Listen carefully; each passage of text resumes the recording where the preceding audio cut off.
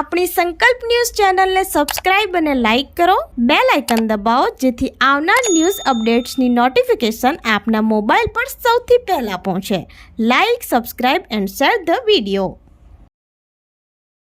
નમસ્કાર દર્શક મિત્રો, હું છું પૂજા ટંડેલ. સંકલ્પ ન્યૂઝમાં આપનું સ્વાગત છે. સમાચારની શરૂઆત કરતા પહેલા એક નજર આજના મુખ્ય સમાચાર ઉપર. ભરૂચ એલસીબી પોલીસે રિક્ષામાં શંકાસ્પદ 16 મોબાઈલ સાથે 3 ઈસમોને ઝડપી પાડ્યા. ભરૂચ એલસીબી પોલીસે ભરૂચ શીતલ સર્કલ પાસે સુરત તરફથી આવતી રિક્ષામાંથી શંકાસ્પદ મોબાઈલ ફોન નંગ 16 સહિત કુલ રૂપિયા 1,52,000ના મુદ્દામાલ સાથે જંબુસરના 3 ઈસમોને ઝડપી પાડ્યા હતા. પોલીસ સૂત્રો પાસેથી પ્રાપ્ત માહિતી અનુસાર એલસીબી ભરૂચની ટીમ ભરૂચ શહેર સી ડિવિઝન પોલીસ મથક વિસ્તારમાં પેટ્રોલિંગમાં હતી. તે દરમિયાન બાતમી મળેલ કે સુરત તરફથી એક રિક્ષા નંબર GJ06AY1826માં શંકાસ્પદ મોબાઈલ ફોનો લઈ 3 ઈસમો ભરૂચ શીતલ સર્કલ તરફ આવી રહ્યા છે.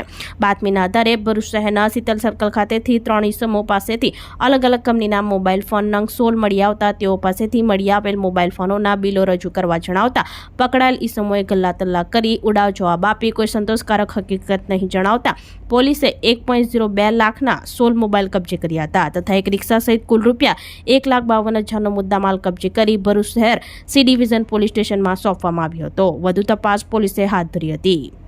ભરૂચથી રિપોર્ટર અવી સૈયદ, સંકલ્પ ન્યૂઝ.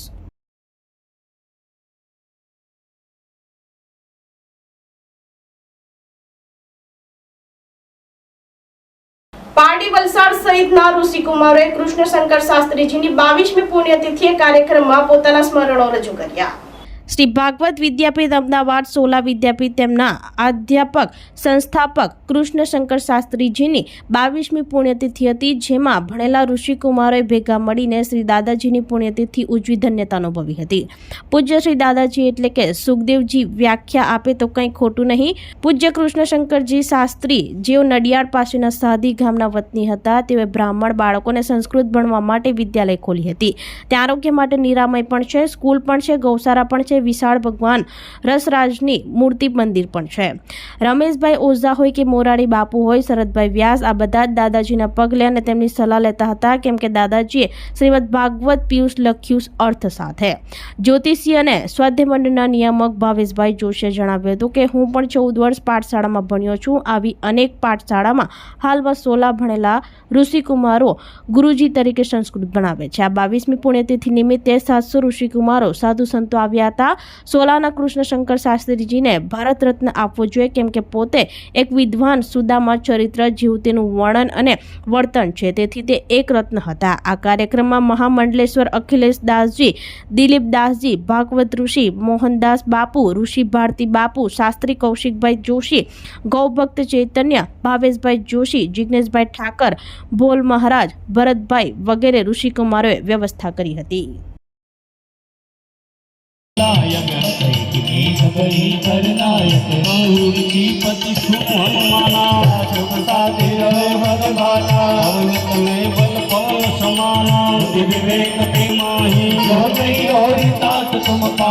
તો આજના સમાચારો, નવા સમાચારો સાથે કાલે ફરી મળીશું. નમસ્કાર.